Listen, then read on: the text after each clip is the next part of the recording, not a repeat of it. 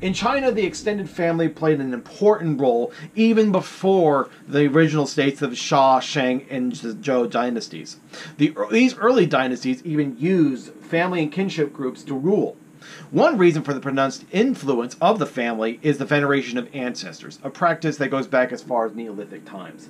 People in China tended the graves and memories of their departed ancestors. They believed that once they were dead, they would go into another existence where they would protect and support surviving family members, provided, of course, that they are shown the proper respect and that their needs are administered by the surviving family members.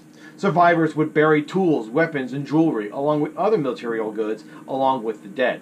They offered sacrifices of food and drink to the dead.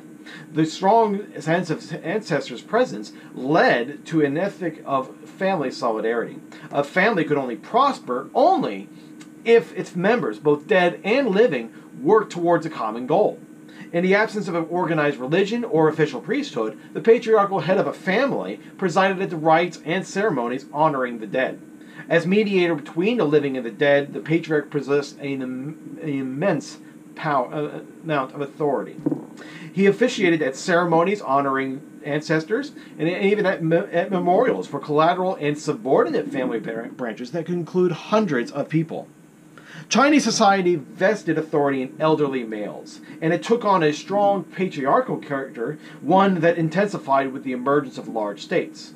During Neolithic times, men wielded public authority, but it was only through the female line of descent. Even if women had no authority, this system honored its female members. As late as Shang times, 2 queens had temples dedicated to their memories. Women occasionally played prominent roles in Shang life. For example, Fu Hao played a prominent role within the government. Documents show she supervised her estate, presided over ceremonies normally reserved only for men, and even commanded an army of 13,000 soldiers. During later Shang and Zhou dynasties, however, women came to live increasingly in the shadow of their men. Large states brought the military and political contributions of the men into sharp focus. Ruling classes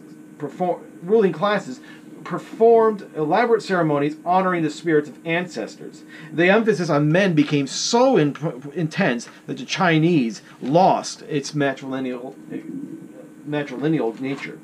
After the Shang, not even queens and empresses merited any sort of temples.